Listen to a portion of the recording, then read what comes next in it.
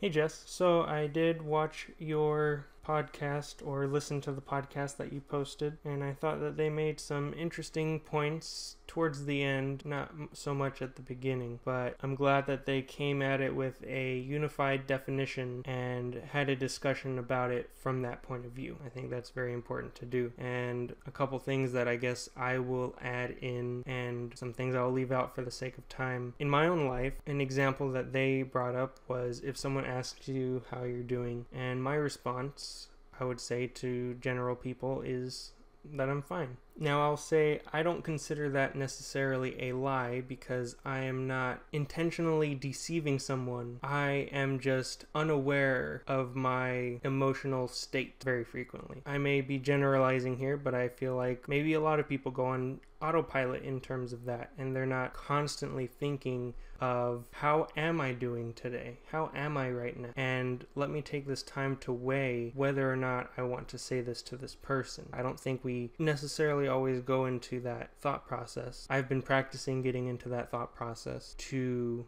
practice saying how I'm actually feeling by starting with figuring out how I'm feeling and then responding thusly. And I suppose an argument against that could be, well, perhaps I am saying that I'm fine, all day, every day when people ask me this question, and it's just gotten into a autopilot mode of lying. Sure, I can understand that argument. However, with the definition that's put in front of us, it seems that the intent needs to be there, not necessarily giving misinformation. I may be not fine, but if I'm not aware of my emotional state, then it's difficult to say that I'm lying because I'm just giving information, not really knowing if it's true or not, but without the intention to mislead or influence somebody.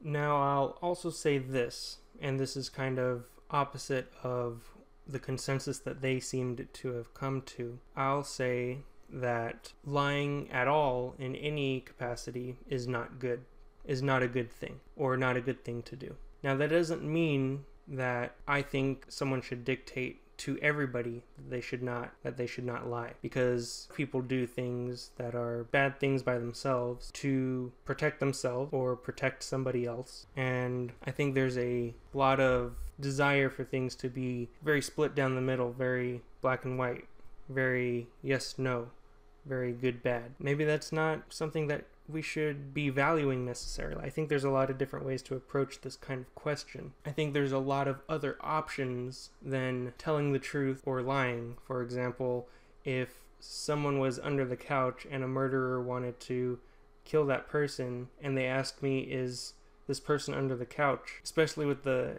situation that they said, if they knock on the door asking if they're under the couch, I do neither thing. I don't tell them that they're under the couch, and I don't tell them that they're not under the couch. I call the police, or I tell the person under the couch to get out and run. I don't say anything to the person who's trying to kill them. In fact, I try and get away as well because this person is a murderer. They're doing a bad thing.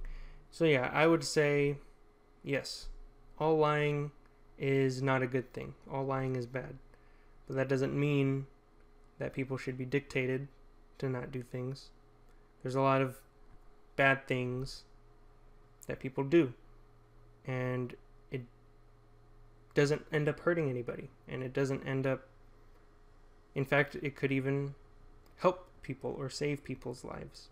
I think there are a lot of deeper avenues and examples and thought processes to go through on a topic like this, and perhaps this could be a potential podcast topic for us to talk about on our podcast at some point in the future, because this could really take an hour, 2 hours, not a 5-minute video.